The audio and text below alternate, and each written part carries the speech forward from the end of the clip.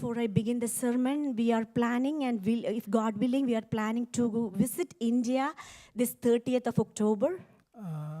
22 days നാട്ടിൽ ഉണ്ടാകും. നിങ്ങൾ ഞങ്ങളെ ഓർത്ത് പ്രാർത്ഥിക്കണം എന്ന് ഓർപ്പിക്കുന്നു. Almost 22 days we will be in India. Please uphold us in your prayers. കർത്താവ് സഹായിക്കട്ടെ. ഞാൻ ഈ കഴിഞ്ഞ ആഴ്ചയിൽ 2-3 പാസേജ് എൻ്റെ മനസ്സിലേക്ക് ധ്യാനത്തിനായിട്ട് വന്നു. Last week there were 3-4 passages came into my mind for the Sunday. ഞാൻ കൂടുതൽ സമയവും വായിക്കുകയും ധ്യാനിക്കുകയും ചെയ്തത് അവർ ഇൻഹെറിറ്റൻസ് ഇൻ ക്രൈസ്റ്റ് എന്ന ഒരു ടോപ്പിക്കിലാണ് ഞാൻ വായിക്കാനായിട്ട് തുടങ്ങിയത്. I started to read about our inheritance in Christ. അതെല്ലാം തയ്യാറായി കഴിഞ്ഞപ്പോൾ എനിക്ക് മനസ്സിലായി ഈ സൺഡേയിൽ അത് പ്രസംഗിച്ച് തീർക്കാൻ പറ്റില്ല, കാരണം അത് അല്പം ലെങ്തി ആയിട്ടുള്ളൊരു വിഷയമാണ്. Then I came to realize that is a lengthy sermon and I won't be able to finish this Sunday. പിന്നെ എൻ്റെ മനസ്സിലേക്ക് വന്നത് നമ്മുടെ കർത്താവ് പഠിപ്പിച്ച പ്രാർത്ഥന. ഞാൻ 10 hours ഈ വിഷയം സംസാരിച്ചിട്ടുണ്ട് നമ്മുടെ Bible സ്റ്റഡിക്കകത്ത്. Then I was thinking about our Lord Jesus taught us how to pray. I actually delivered almost 10 hours about this same subject. അതിൻ്റെ ഒരു നട്ട്ഷെൽ നിങ്ങളുമായിട്ട് ഒന്നുകൂടെ പറയാമെന്നും അത് പ്രാർത്ഥനയ്ക്കായിട്ടൊരു പ്രോത്സാഹനമാകട്ടെ എന്ന് ഞാൻ ഇന്ന് വിചാരിക്കുന്നു. And I am thinking to deliver a concise message about prayer so that it will be an encouragement for you all to pray. ഒരു ചോദ്യത്തോടെ തുടങ്ങാം. എന്നെ അല്പം 12:15 ആകുമ്പോൾ സർമൺ നിർത്തും. 12:15 ആകുമ്പോൾ. Let me begin my sermon with a question and I will finish by 12:15. Jesus പഠിപ്പിച്ച പ്രാർത്ഥന ആരെങ്കിലും പേഴ്സണൽ പ്രയറിൽ പ്രാർത്ഥിക്കാറുണ്ടോ? Simple question. Jesus taught us how to pray, and do any one of us pray that prayer in our daily prayer life? Answer എനിക്ക് നിങ്ങളുടെ മുഖം കാണുമ്പോൾ ഏതാണ്ട് ആൻസർ കിട്ടി. I received the answer by looking at your faces. അത് പ്രാർത്ഥിച്ചാൽ എന്തെങ്കിലും കുഴപ്പമുണ്ടോ? Is there any problem if we recite that prayer, what Jesus taught his disciples to pray? ഒരു കുഴപ്പമില്ലെന്ന് എല്ലാവരും പറയുന്നുണ്ട്, പക്ഷെ പ്രാർത്ഥിക്കത്തുമില്ല. We all agree that there is no problem to pray, but still we don't actually recite that prayer usually in our prayers. ഞാൻ വാസ്തവത്തിൽ മിക്കപ്പോഴും എൻ്റെ personal പ്രാർത്ഥനയിൽ ആ വാചകങ്ങൾ തന്നെ പറഞ്ഞ് പ്രാർത്ഥിക്കാറുണ്ട്. I usually recite the same exact sentences of those prayer in my prayers. നമ്മുടെ ഇവിടെ പാട്ട് പാടുന്ന ഇംഗ്ലീഷ് സോങ് ലീഡ് ചെയ്യുന്ന സഹോദരന്മാർ പ്രത്യേകിച്ച് ഏബിൽ പല പ്രാവശ്യം ആ വാക്യങ്ങൾ പറയുന്നത് ഞാൻ കേട്ടിട്ടുണ്ട്. The people who lead our English worship, I heard they recite these verses several times. ഞാൻ നിങ്ങളെ എൻകറേജ് ചെയ്യുകയാണ്. യേശു പഠിപ്പിച്ചല്ലേ, അതുകൊണ്ട് അത് 100% ശരിയാണ്. I encourage you all because Lord Jesus taught us how to pray, so it is better, it is okay to recite that prayer. ഈ പ്രാർത്ഥന പ്രാർത്ഥിച്ചാൽ ചില ആളുകൾ ചിന്തിക്കുന്നത് എന്തോ പ്രശ്നമുണ്ടെന്നാ. ഒരു പ്രശ്നവുമില്ല. Some people are thinking that if we recite this prayer there is a problem somewhere, but there is no problem at all. നമുക്ക് അതിൻ്റെ ഔട്ട്ലൈൻ മാത്രം ഒന്ന് ചിന്തിക്കാം. ഇത് ഓൾറെഡി ഔട്ട്ലൈനാണ്. നിങ്ങൾക്ക് ഈ വാചകങ്ങൾ തന്നെ പ്രാർത്ഥിക്കാനായിട്ടൊരു പ്രചോദനമാകട്ടെ. Let it be an encouragement. I am going to explain the outline of this prayer. New ടെസ്റ്റ്മെന്റിനകത്ത് 2 ഈ പ്രാർത്ഥനയുണ്ട്. 2 we can see in the New Testament 2 areas we can see this prayer. ഒന്ന് Mathew 6-ലാണ്. One is the instruction about prayer we can see in Matthew chapter 6. രണ്ടാമത്തെ Luke 11 ആണ്. The second thing is we can see in Luke chapter 11. ഈ 2 പ്രയറുടെയും വായിച്ചാൽ 5 difference ഉണ്ട്. 5 difference. If we combine these 2 prayers we can see 5 differences. ഈ 5 difference മാത്രമല്ല, നമ്മൾ അതിൻ്റെ കോണ്ടെക്സ്റ്റിൽ വായിക്കുമ്പോൾ മാത്യുവിൽ യേശു ഡിസൈപ്പിൾസിനെ ഇത് പഠിപ്പിക്കുന്നതും ലൂക്ക് 11 യേശു ഡിസൈപ്പിൾസിനെ ഇത് പഠിപ്പിക്കുന്നതും 2 ഒക്കേഷനാണ്, 2 ലൊക്കേഷനുമാണ്. If we look carefully in Matthew and in Luke, Jesus was teaching his disciples in 2 different contexts and in 2 different occasions. ഒന്ന് ഗലീലയിൽ വെച്ച് പഠിപ്പിച്ചു, ലൂക്കിൽ അത് ജുഡിയയിലേക്കുള്ള യാത്രയിൽ പഠിപ്പിച്ചു എന്ന് വായനയിൽ മനസ്സിലാക്കാം. One he taught while they were in Galilee, and in Luke we can see while they were in Judea. നമുക്ക് ലൂക്കിലേക്ക് വരാം. chapter 11. Let us turn our attention to the book of Luke chapter 11. എല്ലാവരും ഒന്ന് Bible എടുക്കാമോ? ഞാൻ തന്നെ വായിക്കാം. പെട്ടെന്ന് ചില കാര്യങ്ങളൊന്ന് പറയാം. Please look into the Bible. Luke ന്റെ സുവിശേഷം 11-ാം അധ്യായം. 1 മുതൽ 4 വരെയുള്ള വാക്യങ്ങൾ. യേശു ഒരു സ്ഥലത്ത് പ്രാർത്ഥിച്ചുകൊണ്ടിരുന്നു. തീർന്ന ശേഷം ശിഷ്യന്മാരിൽ ഒരുത്തൻ അവനോട്, കർത്താവേ, യോഹന്നാൻ തൻ്റെ ശിഷ്യന്മാരെ പഠിപ്പിച്ചതുപോലെ ഞങ്ങളെയും പ്രാർത്ഥിക്കുവാൻ പഠിപ്പിക്കണമേ എന്ന് പറഞ്ഞു.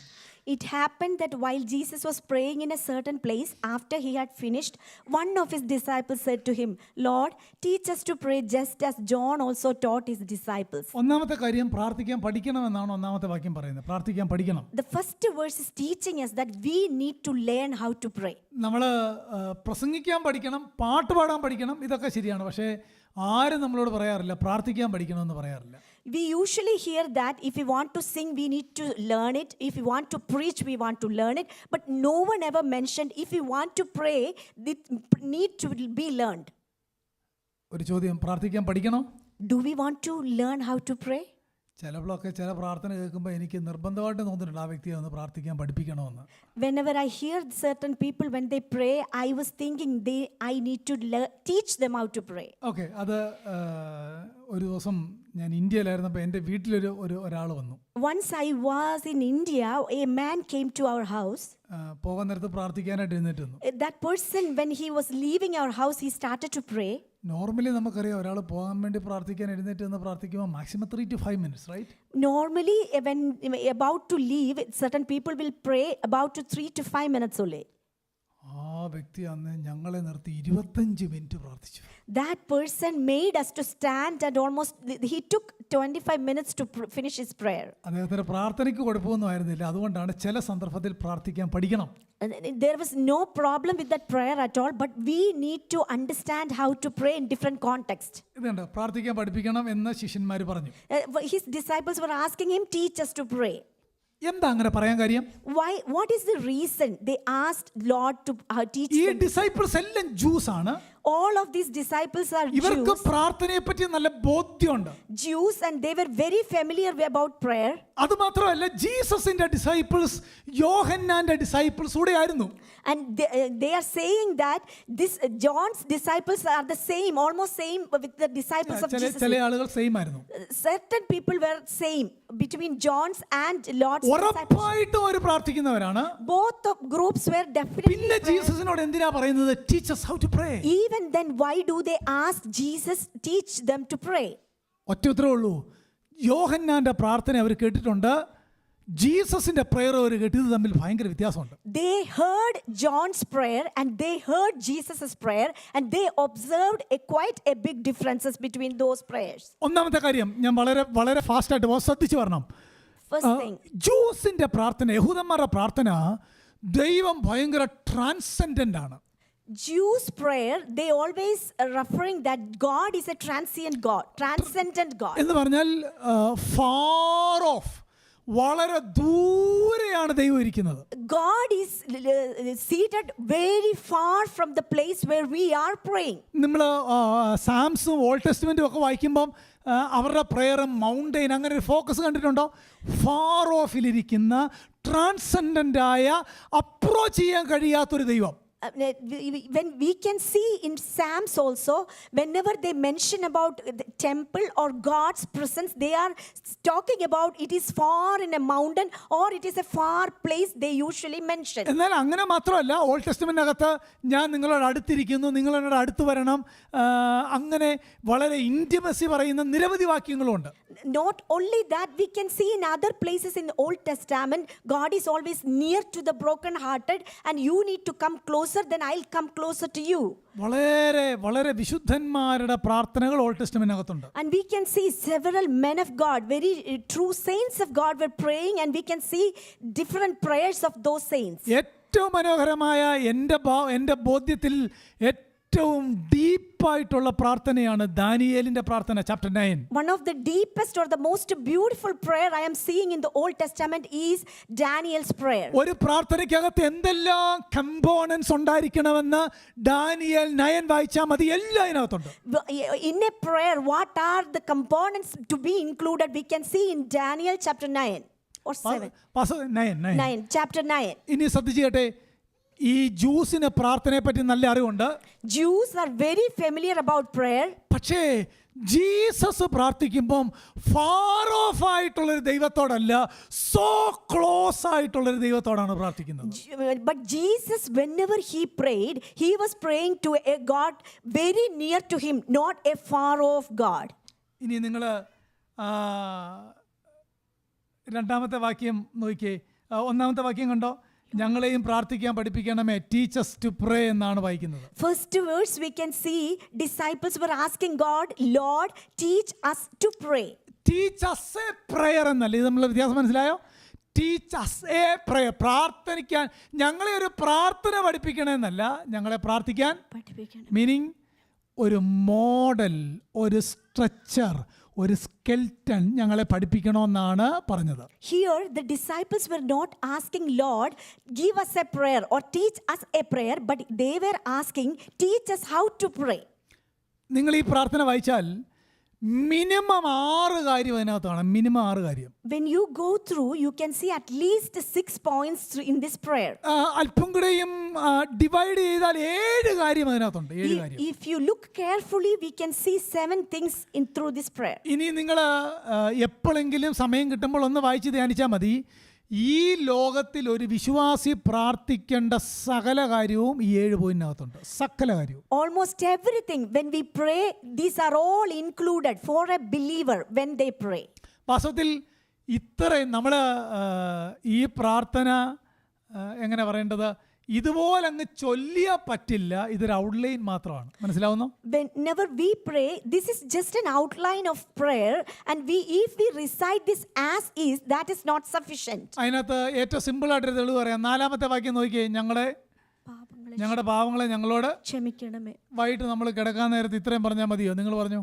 And a simple example, verse 4, it shows us, and forgive us our sins. Is it enough to say this, just that verse only before we go to bed? ഞങ്ങളുടെ പാവങ്ങളെ ഞങ്ങളോട് ക്ഷമിക്കണമേ, മാത്തന് ഇതാ മലക്കുന്നു. നോ, അങ്ങനെ പറഞ്ഞാൽ പറ്റില്ല. Just say forgive us our sins and just go to bed. Is that enough? No, it's not. എന്നാ പറഞ്ഞേക്കുന്നത്? അതിനാണ് ലേഖനം വായിക്കുമ്പോൾ ഓരോന്ന് ഏറ്റു പറഞ്ഞ് എന്ത് ചെയ്യണം? ദിസ് ഈസ് എ സ്കെൽറ്റൻ, ഒരു പുസ്തകത്തിന്റെ ഇൻഡെക്സ് പോലെ. മനസ്സിലാവുന്നോ? ഞാൻ ഒരു എക്സാമ്പിൾ പറഞ്ഞത് മാത്രമേ ഉള്ളൂ. This is just a skeleton of how to pray. When we read a book, we can see index how this book is concluded.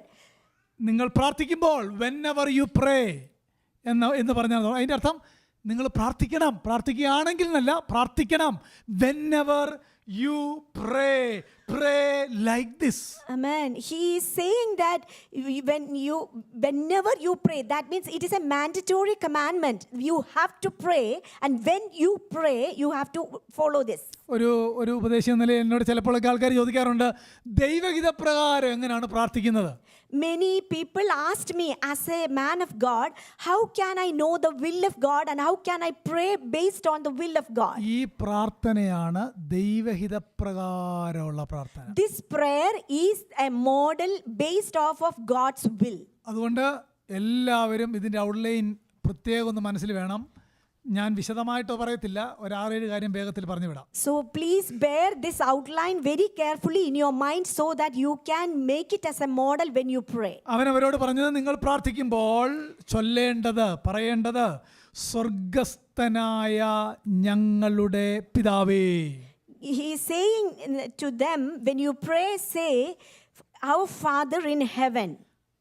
എല്ലാ ആളുകളും അവരുടെ പ്രാർത്ഥനാവാചകം തുടങ്ങേണ്ടത് ഇങ്ങനെയാണ്, ഞങ്ങളുടെ സ്വർഗത്തിലെ പിതാവേ. Whenever we start to pray, we need to initiate our prayer in this manner, our Father who art in heaven. ഇനി നിങ്ങൾ ആ 2 പദം കൂടെ ആലോചിച്ച് നോക്കിയേ. ഫാർ ഓഫിലാണ് ഇരിക്കുന്നത്, പക്ഷേ എൻ്റെ ബന്ധം കണ്ടോ, he is my father. Amen. This God is in heaven, but the relationship we can see, he is so close, like a father to a child. വാസ്തവത്തിൽ ആ പിതാവ് രക്ഷിക്കപ്പെടുന്നതിന് മുമ്പ് നമ്മുടെ എക്സിക്യൂഷണർ ആയിരുന്നു, എന്നാൽ കൃപയാലാണ് അവിടെ നമ്മുടെ പിതാവായത്. മനസ്സിലാവുന്നോ? Before we all became born again, he was a judge or he was an executioner, but after we became born again, he became our father. ഒരു ഭക്തൻ പറഞ്ഞത് എങ്ങനെയാണ്? He should be nothing to us but executioner, but he has made us through the death of his own son, the execution of his own son, he has made us sons. Now we can call him father. Amen. Hallelujah. Praise the Lord. Hallelujah. Hallelujah. നമുക്ക് ആ father എന്നുള്ള ആ വിളിക്കകത്തുണ്ടല്ലോ നമ്മുടെ ഭയം മാറുകയാണ്. Amen. Whenever we address our Father, we are actually removing all the fears towards him. നമ്മുടെ ആ loneliness മാറുകയാണ്. Our loneliness, if we are thinking that we are all alone, that loneliness is being taken അതുകൊണ്ട് away. നമ്മുടെ എല്ലാ പ്രാർത്ഥനയിലും ആരംഭവാചകം ഇതായിരിക്കണം, അവർ father in heaven, ഞങ്ങളുടെ സ്വർഗസ്ഥ പിതാവേ. So whenever we pray, start your prayer like this, our Father who art in heaven. എന്ന് പറഞ്ഞാൽ അവിടുന്ന് എവിടാണ് ഇരിക്കുന്നതെന്നാണ് ആദ്യത്തെ അർത്ഥം. He is at heaven. Amen. The first point is where he is dwelling. രണ്ട്, ആ ത്രോൺ റൂമിൽ ഇരിക്കുക മാത്രമല്ല, he is the source of everything. Amen. He is not being seated only in heaven, but he is everywhere, an omniscient Father who is very close to the broken-hearted. ഇനി ഒരു പ്രധാനപ്പെട്ട, നമ്മൾ ഈ മുടിയംപുത്രന്റെ കാര്യം സ്റ്റോറി അറിയാമല്ലോ. മുടിയംപുത്രൻ, We usually talk a lot about the prodigal son. അത് വാസ്തവത്തിൽ മുടിയംപുത്രന്റെ story അല്ല കേട്ടോ. That story is not about the prodigal son. That story is about the loving Father God. That story is all about a loving and compassionate നിങ്ങൾ അത് Father. വായിച്ചു നോക്കിയാൽ മുടിയംപുത്രനെ അല്ല highlight ചെയ്തേക്കുന്നത്, സ്നേഹവാനായ ഒരു പിതാവിനെയാണ് ഹൈലൈറ്റ് ചെയ്തേക്കുന്നത്. If you read closely and very wholeheartedly, you can see it is not about a prodigal son, but we can see a compassionate and a loving and a forgiving Father. പ്രിയപ്പെട്ടവരെ, അടുത്തൊരു sentence very careful ആയിട്ട് കേട്ടോണം. Hallelujah. നമ്മള് Hallelujah. സ്വർഗീയ പിതാവേ എന്ന് നമ്മുടെ ദൈവത്തെ വിളിക്കുമ്പോൾ ശ്രദ്ധിച്ച് കേട്ടോണം, മറക്കരുത്. സ്വർഗീയ പിതാവേ എന്ന് നമ്മുടെ ദൈവത്തെ വിളിക്കുമ്പോൾ അങ്ങനെ ഈ ലോകത്തിൽ ആ ദൈവത്തെ പിതാവേ എന്ന് വിളിക്കുന്ന എല്ലാവരും സഹോദരനും സഹോദരിയുമാണ്. മനസ്സിലാവുന്നോ? And also believe. I will say, when I call God my heavenly Father, everyone who calls him the same becomes my brother or sister. Amen. Hallelujah. ഒരാൾ പോലും മറക്കരുത്. Praise the Lord. കഷ്ടപ്പെടുന്ന ഒരുത്തൻ അപ്പുറം ഇരുന്ന് പിതാവെന്ന ദൈവത്തെ വിളിക്കുന്നെങ്കിൽ എൻ്റെ ബ്രദറാണ് അവൻ എന്ന കാര്യം നമ്മൾ മറന്നു പോകരുത്. Amen. എനിക്കിങ്ങനെ 1 മണിക്കൂർ ആ ഭാഗം തന്നെ എനിക്ക് പറയാനായിട്ടുള്ള ബോധ്യം പരിശുദ്ധാത്മാവ് നൽകിയിട്ടുണ്ട്, സമയമില്ല. ഒന്നാമത്തേത്, he is the source. First thing heavenly is father. Heavenly Father, he is the source. രണ്ടാമത്തേത്, നമ്മുടെ കർത്താവ് പഠിപ്പിച്ച പ്രാർത്ഥനയുടെ ആ ബാലൻസിങ് ശ്രദ്ധിച്ചാൽ, ഈ ഫാദർ എന്ന് വിളിക്കുമ്പം ഭയങ്കര ഇൻറ്റിമസിയാണ് അല്ലേ, ഭയങ്കര സ്നേഹമാണ്. എന്നാൽ രണ്ടാമത്തെ ലൈൻ നിങ്ങൾ നോക്കിയേ, ഞങ്ങളുടെ സ്വർഗസ്ഥനായ ഞങ്ങളുടെ പിതാവേ നിന്റെ നാമം, ആ പിതാവെന്ന് വിളിച്ചിട്ട് അടുത്ത ലൈൻ പറയുകയാണ്, he is absolutely holy God. Amen. First, he is teaching us how to address as a near, compassionate Father. Then he is saying, hallowed be your name. അതായത് ഞാൻ പെട്ടെന്ന് പറഞ്ഞു വിടാം. അതായത് നമ്മുടെ എല്ലാ ഇടപാടിനകത്തും ഇപ്പോഴത്തെ മോഡേൺ ട്രെൻഡൊക്കെ കണ്ടില്ലേ, ഹീസ് മൈ ഡാഡി എന്നാണ് പറയുന്നത്. ഹീസ് മൈ, കർത്താവിനെ പറ്റി പറയുന്നത് ഹീസ്, ഒരു കുഴപ്പമില്ല, ഡാഡി ആയതുകൊണ്ട് എന്ത് വേണേലും പറയാം. നിങ്ങളാരും കേട്ടിട്ടില്ല ഇങ്ങനൊന്നും? I have no time to explain all those things. അതുകൊണ്ടാണ് ഹീസ് മൈ ഡാഡി, അതുകൊണ്ട് ഞങ്ങളിങ്ങനെ ഒത്തിരി വർത്തമാനം പറയും. Okay, he's my daddy. അടുത്ത സെൻറ്റൻസ് എന്നാണെന്നറിയാമോ? He is holy God. Amen. Even though we are addressing our Father who art in heaven, the next sentence is, he is a holy God and his name should be hallowed. ഞാൻ പറഞ്ഞതിന് അർത്ഥം മനസ്സിലാവുന്നോ? അവിടുന്ന് എൻ്റെ പിതാവായിരിക്കുമ്പം തന്നെ പ്രാർത്ഥനാ റൂമിലേക്ക് കയറുമ്പോൾ ഓർത്തോണം, അവൻ്റെ മാജസ്റ്റിക്ക് ഒരു കുറവുമില്ല, അവൻ പാപം കണ്ടുകൂടാത്തവനാണ്. Whenever you enter into the prayer room or whenever you start to pray, you can address God as your Father, but always think that God is not an unholy God. He cannot tolerate sin. When we call him Father, it does not lose his majesty, his respect, his reverence. Amen. Got the balance? Amen. Hallelujah. അതായത് Hallelujah. കർത്താവിൻ്റെ സ്നേഹം പറയുന്ന കൂട്ടത്തിൽ Hallelujah. നമ്മൾ ഇന്ന് പാടിയതുപോലെ അവിടുന്ന് God of just ആണ് എന്ന കാര്യം കൂടെ നമ്മൾ ഒരുമിച്ച് പാടണം. മനസ്സിലാവുന്നോ? Whenever we are thinking that He is a compassionate and loving Father, He is a just and holy God. ഒന്നാമത്തേത് അവിടുന്ന് സോഴ്സ് ആണെങ്കിൽ, രണ്ടാമത്തേത് ഗോഡ് ആ സേക്രട്ട്, അവിടുന്ന് holy ഗോഡാണ്. And first thing is He is our source, but next thing is He is a sacred God. മനസ്സിലാവുന്ന രണ്ട് കാര്യം. Hallelujah. പ്രാർത്ഥനയ്ക്ക് റൂമിലേക്ക് വരുമ്പോൾ ഓർക്കേണ്ടത്, പ്രാർത്ഥനയ്ക്ക് മുട്ടുമടക്കുമ്പോൾ ഓർക്കേണ്ടത് ആ സെൻറ്റിമെൻറ്റ്സ് മാത്രമല്ല, ആ ദൈവം ഹോളി ഗോഡാണ്, എൻ്റെ ജീവിതം വിശുദ്ധമായിരിക്കണം എന്നാണ് എൻ്റെ അർത്ഥം. Whenever you start to pray, you can begin by saying a close, compassionate Father you can address, but always be remembered that Father is a holy God. നിങ്ങൾ ഗൂഗിൾ എല്ലാവർക്കും ഉള്ളതല്ലേ, ചുമ്മാ ഈ യഹൂദന്മാരുടെ പ്രാർത്ഥന അടിച്ചു കൊടുക്കണം, ചുമ്മാ അടിച്ചു കൊടുത്താൽ മതി. You are all familiar with Google and just type it and search for Jews prayer. ഷെമോന ഇസ്രായി എന്ന് പറയുന്ന അവരുടെ ഒരു പ്രാർത്ഥനയുണ്ട്. 18 prayer ആണ് ഷെമോന ഇസ്രായി. Shemona Israel, there is an 18 prayer we can see. അവരുടെ പ്രാർത്ഥന എങ്ങനെയാണെന്നറിയാമോ? ആദ്യത്തെ വാക്ക് ഓ ഫാദർ ദ കിങ്, രണ്ടുകൂടെ ബാലൻസ് ചെയ്ത O father the lord, O father the holy one. നിങ്ങൾ സെർച്ച് ചെയ്ത് നോക്കിയാൽ മതി. നമ്മുടെ പ്രാർത്ഥനയ്ക്കകത്ത് എന്താ ഉള്ളൂ? ഫാദർ. പിന്നെ നമ്മുടെ കാര്യം എന്ത് ചെയ്യുക? അല്ല, ഫാദർ എന്ന് പറയുമ്പോൾ തന്നെ അടുത്ത സെൻറ്റൻസ് അവിടുന്ന് ഹോളി ഗോഡാണ്. ഇത് രണ്ടുകൂടെ ഒരുമിച്ച് പോകണം.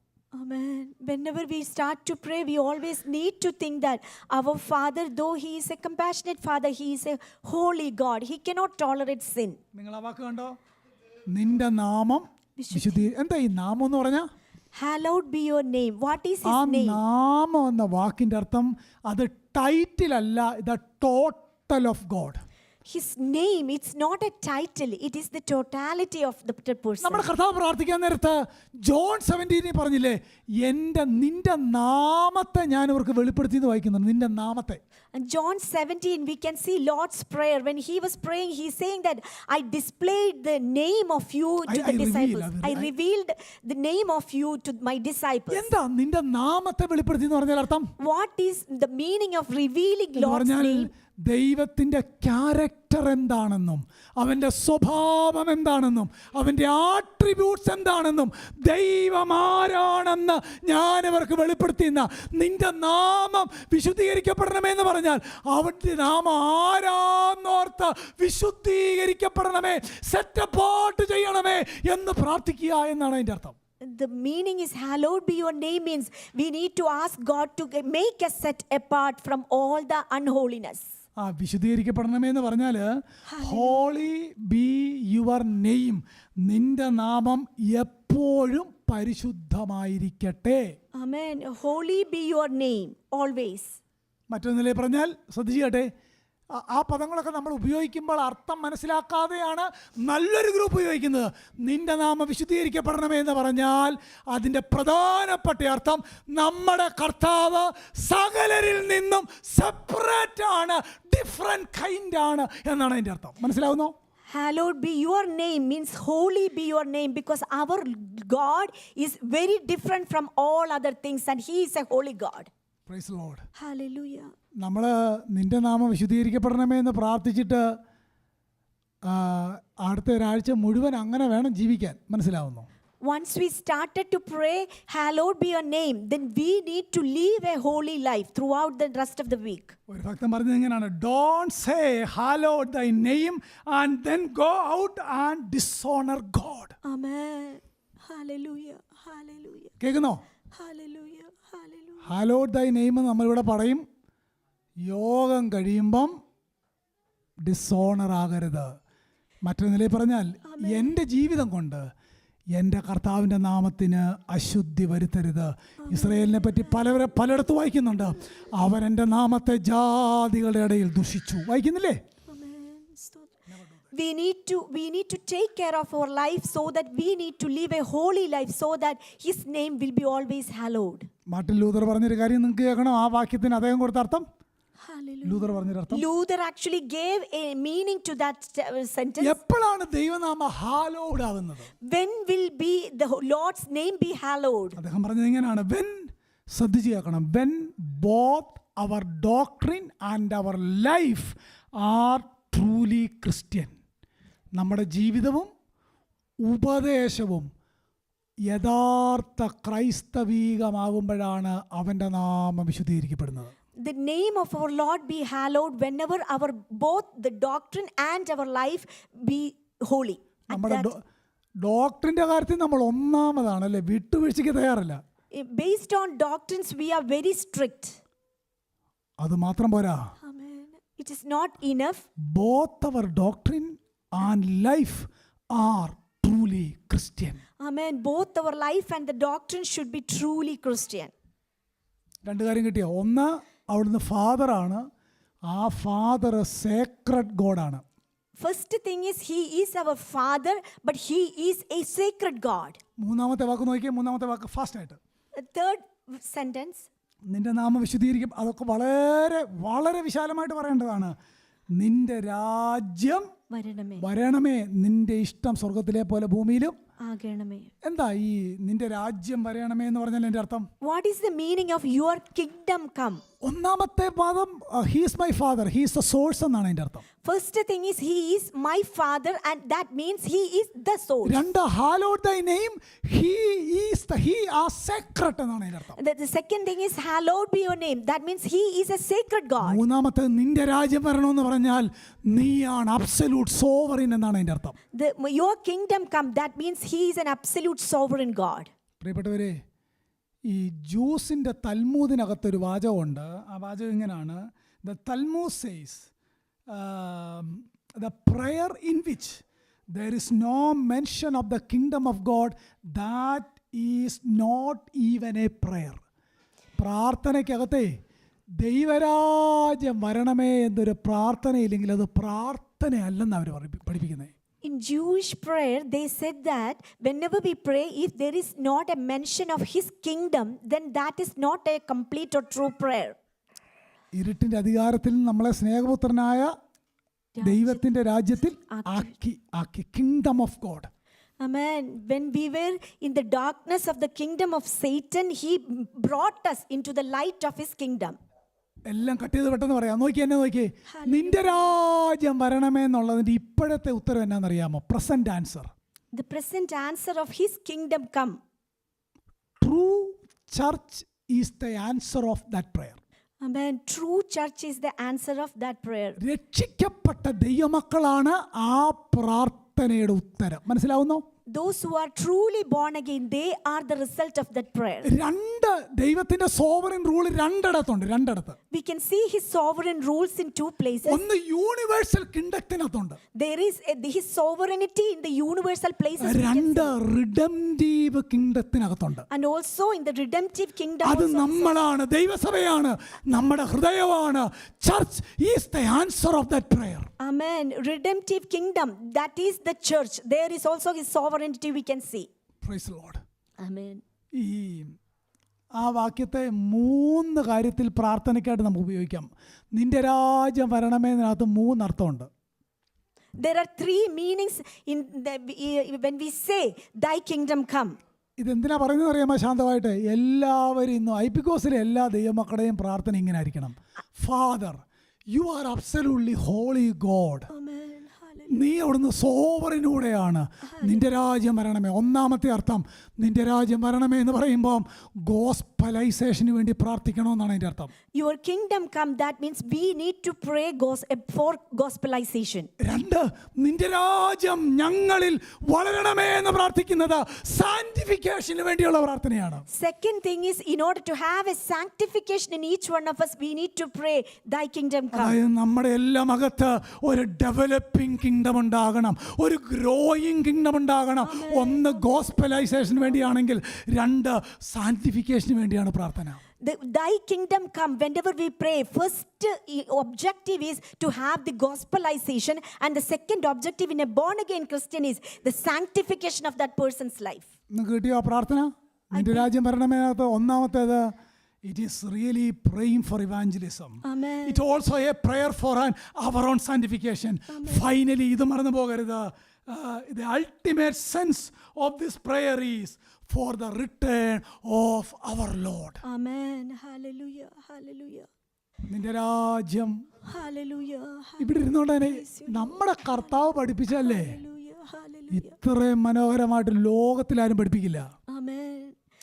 ഞാൻ എപ്പോഴും പറയുന്നൊരു എക്സാമ്പിൾ നിങ്ങൾ കേട്ടിട്ടുള്ളതാണ്. Hallelujah. ഡ്രൈവിംഗ് പഠിക്കാൻ ബാങ്ക് മാനേജറെ കാണരുത്, ഒരു പ്രയോജനമില്ല.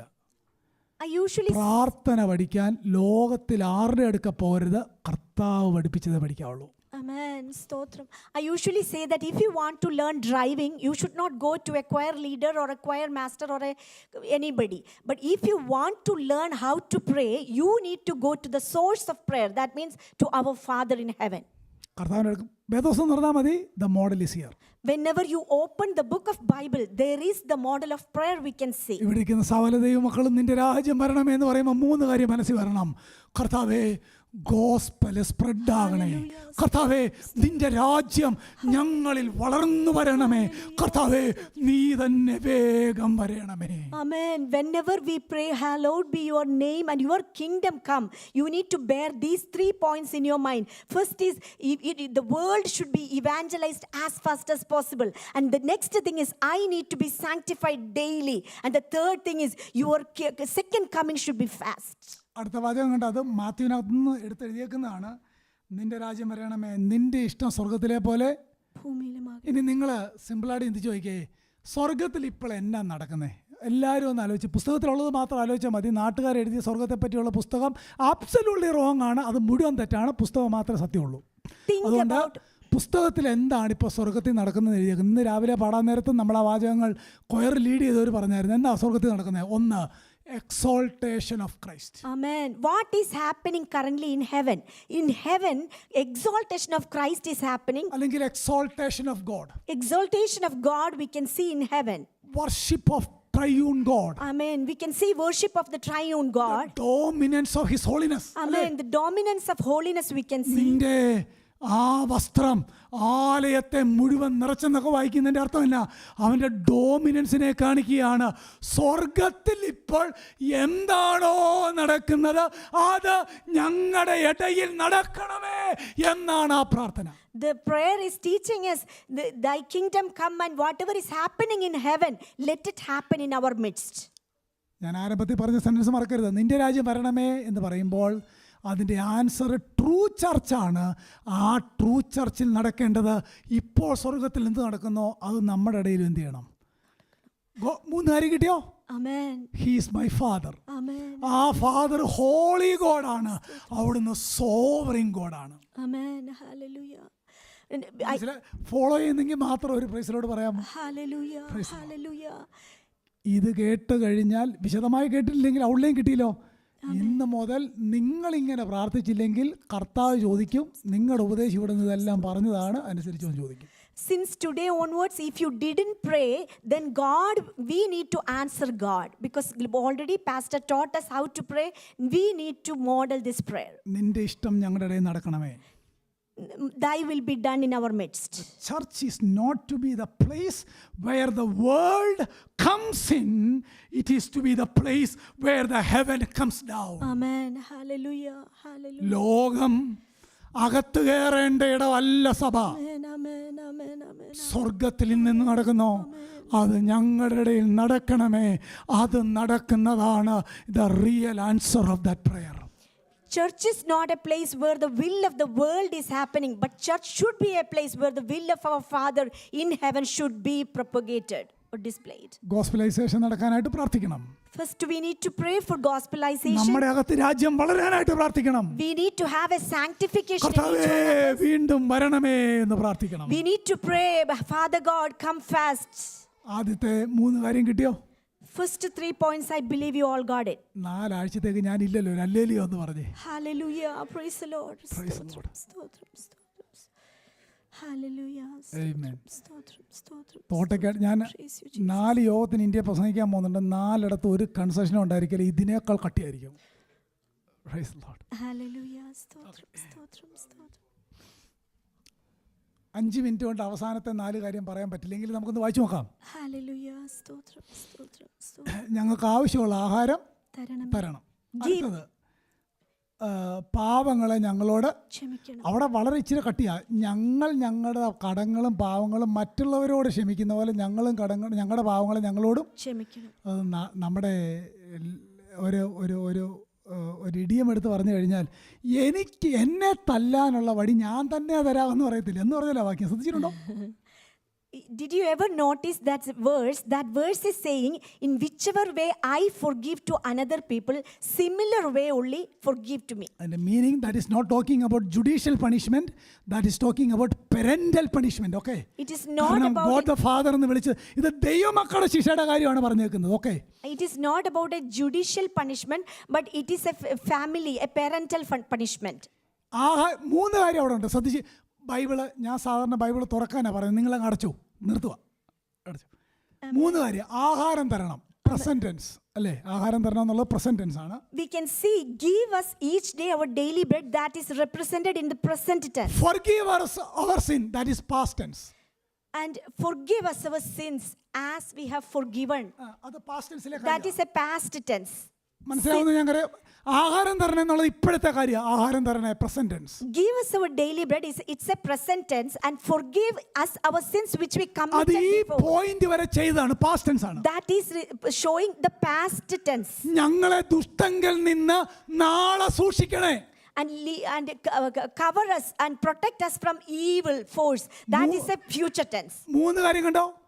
Past tense, present tense, future tense. ഇനി 3 കാര്യം കൂടെ പറയാം. ആഹാരം തരുന്ന ആരാ? ഗോഡ് ദ ഫാദർ സകലർക്കും ആഹാരം കൊടുക്കുന്നതാണ് വായിക്കുന്നത് അല്ലേ? ആരാ നമ്മളോട് ക്ഷമിക്കുന്നേ? The second person of Trinity, God the sun.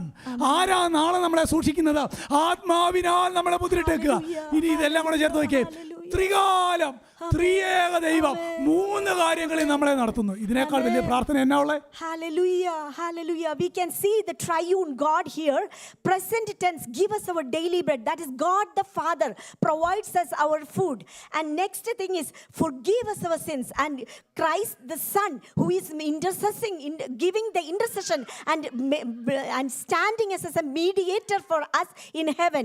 And the third thing, the Holy Spirit, which is sanctifying and making us ready for his second coming.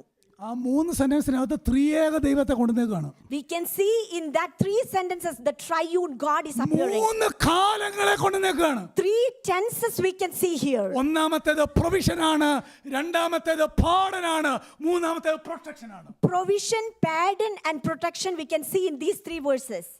ഇതെല്ലാം കൂടെ ഒന്ന് എക്സ്പ്ലെയിൻ ചെയ്തത് എന്നാ പ്രാർത്ഥനയായിരിക്കും അതല്ലേ? സ്തോത്രം, സ്തോത്രം. ഇനി നിങ്ങൾ നോക്കിയേ, എല്ലാ കാര്യം വന്നില്ലേ? ഒരു മനുഷ്യൻ ഈ ഭൂമിയിൽ പ്രാർത്ഥിക്കേണ്ട സകല കാര്യവും ഈ 6 സെന്റൻസിനകത്ത് വന്നു. Nothing out of this. ഇതാ ഞാൻ പറഞ്ഞത്, പ്രാർത്ഥന പഠിക്കാൻ കർത്താവിന്റെ അടുക്ക പോകണം, വേറെ എങ്ങും പോകണ്ട. Hallelujah. Whatever we need to live a holy life during our stay on this earth, we can model this prayer because it has the provision, it has the pardonment and it has the protection. ആഹാരം തരണേന്ന് പറഞ്ഞാൽ all our necessities. Amen. The food, the necessity.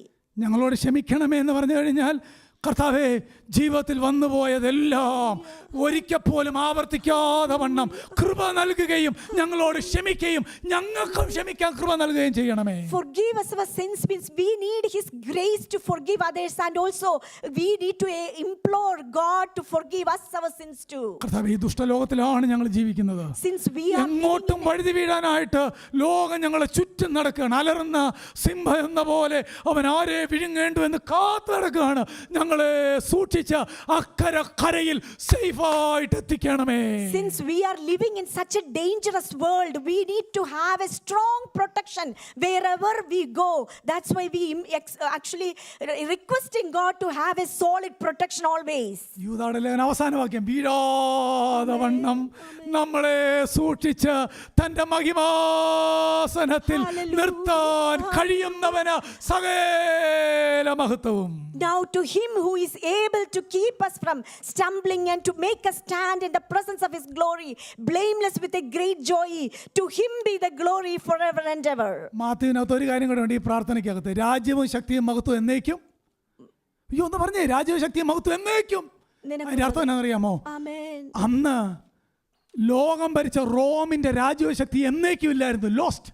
Amen. മേദ്യ Persia എന്തിയെ പുസ്തകത്തിൽ നോക്കണം. Babylon എന്തിയെ അറിയില്ല.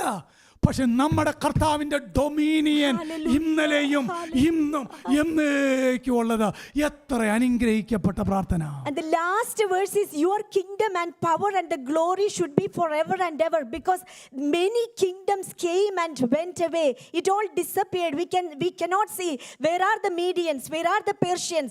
All those kingdoms disappeared. But we need to pray an everlasting kingdom should come and prevail us in midst of us. കണ്ണുകളിൽ നടച്ചേ ആ വാചകം മാത്രം പ്രാർത്ഥിച്ച വാക്കുകൾ. കർത്താവ് പഠിപ്പിച്ച പ്രാർത്ഥന എല്ലാവരും ഹൃദയത്തിൽ നിന്ന് പ്രാർത്ഥിച്ചേ. ഞങ്ങളുടെ സ്വർഗസ്ഥനായ പിതാവേ, നിന്റെ നാമം വിശുദ്ധീകരിക്കപ്പെടണമേ. നിന്റെ രാജ്യം ഞങ്ങളുടെ ഇടയിൽ ശക്തിയോടെ വീണ്ടും വരേണമേ. നിന്റെ ഇഷ്ടം സ്വർഗത്തിൽ ഇന്ന് നടക്കുന്നത് ഞങ്ങളുടെ ഇടയിൽ നടക്കണമേ. ഞങ്ങളുടെ നെസസിറ്റീസ് ആവശ്യമുള്ളത് ഞങ്ങൾക്ക് നൽകണമേ. ഞങ്ങൾ ക്ഷമിക്കുന്ന പോലെ ഞങ്ങളുടെ ഡെയിലി പാപങ്ങളെ കർത്താവേ, ആ പെരന്റൽ ഫോർഗീവ്നെസ് ഞങ്ങൾക്ക് നൽകണമേ. ഞങ്ങൾ ഈ മരുഭൂമി യാത്രയിൽ മുന്നോട്ട് പോകുമ്പോൾ ദുഷ്ടൻ കാണാതെ വണ്ണം ഞങ്ങളെ സൂക്ഷിച്ച് മറുകരയിൽ അങ്ങയുടെ അടുക്കൽ അങ്ങേ പോലെ എത്തിക്കണമേ. രാജ്യവും ശക്തിയും മഹത്വവും എന്നേക്കും നിനക്കുള്ളത്. ആമേൻ, ആമേൻ, ആമേൻ. കരമുയർത്തി കർത്താവിനെ സ്തുതിക്കാമോ? Hallelujah. Praise the lord, praise the lord. കർത്താവിനെ വാഴ്ത്തപ്പോൾ കുഞ്ഞുങ്ങൾ please come forward and share your memory verse.